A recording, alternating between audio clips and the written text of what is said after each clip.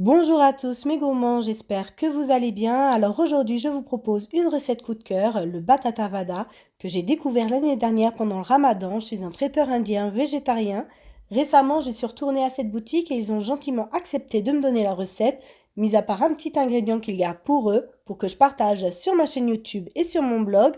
Alors c'est parti, pour cela il vous faudra, pour la farce, 500 g de pommes de terre que vous aurez cuites à l'eau et que vous aurez épluchées, 2 cuillères à soupe d'huile végétale, une poignée de coriandre fraîche finement émincée, une cuillère à café de garam masala, une cuillère à café de pâte de gingembre et d'ail, une cuillère à café de graines de moutarde, une cuillère à café de graines de cumin et du sel.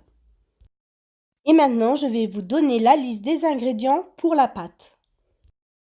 Alors pour la pâte, il vous faudra une demi-cuillère à café de bicarbonate, une demi-cuillère à café de sel, un quart d'une cuillère à café de curcuma, 150 g de farine de pois chiches et il vous faudra également de l'eau tiède. Donc j'ai utilisé entre 100 à 150 ml d'eau tiède. Alors pour commencer, vous allez écraser vos pommes de terre à l'aide d'une fourchette. Voilà, vous allez les réduire en fait en une purée assez épaisse. Dans une poêle, vous allez y verser votre huile, puis vous allez y ajouter vos graines de cumin. Vous allez également y ajouter votre garam masala, la pâte de gingembre et d'ail, ainsi que les graines de moutarde. Vous allez faire revenir vos épices pendant environ une bonne petite minute. Après avoir fait revenir vos épices, vous allez y ajouter vos pommes de terre écrasées. Puis vous allez bien mélanger afin que votre pomme de terre s'imprègne bien de toutes les épices. Voilà, donc faites bien revenir le tout. Mélangez bien afin que toutes les épices se mettent dans votre écrasé de pommes de terre. Puis maintenant, vous allez y ajouter votre sel et vous allez également y ajouter la coriandre émincée. Vous allez bien mélanger et faire revenir le tout pendant une petite minute. Voilà, et après la petite minute, vous allez couper le feu afin que votre farce se refroidisse. Alors je vous conseille de la mettre dans une terrine ou dans un bol pour qu'elle refroidisse un peu. On n'a pas besoin qu'elle soit vraiment froide, juste un peu tiède.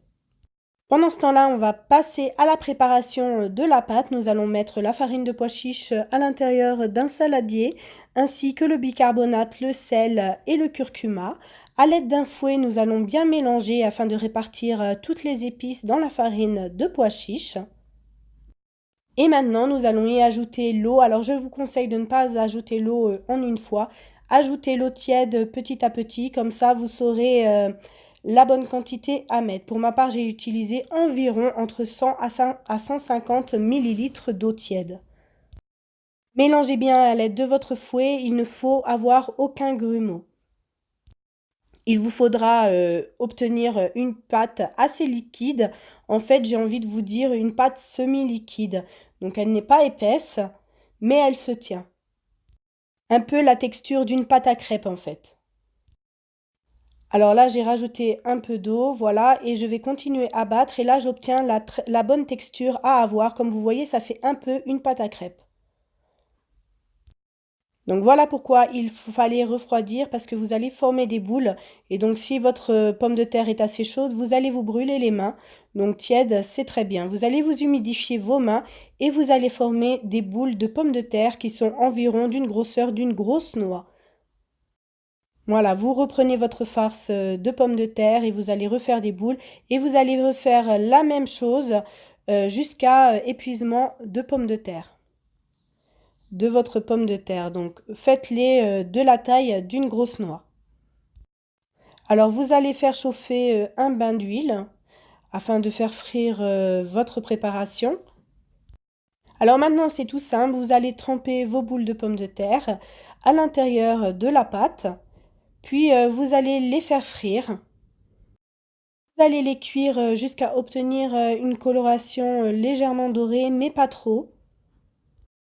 Comme en fait vous avez fait juste tremper votre boulette de pommes de terre à l'intérieur de la pâte est assez fine donc elle cuit assez rapidement.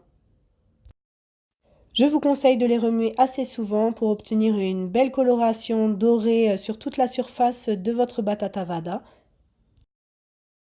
Comme vous pouvez le voir, je vais les retirer dès maintenant. C'est le premier bain de cuisson. Elles sont légèrement dorées, juste parce que pour les faire réchauffer, il vous faudra les refrire une deuxième fois. Le batata vada ne se fait pas réchauffer au micro-ondes ni dans une poêle, il faut les faire refrire. C'est pour ça que je vous demande dès le début de faire une coloration légèrement dorée. Voilà, j'espère que cette recette vous a plu. Vous pouvez retrouver mes recettes sur mon blog lesdélicesdekenza.com. N'hésitez pas à liker, commenter et partager cette vidéo, ainsi que de vous abonner à ma chaîne YouTube et d'activer la petite cloche afin de recevoir une notification à chaque nouvelle recette postée. Je vous dis à bientôt pour une nouvelle vidéo.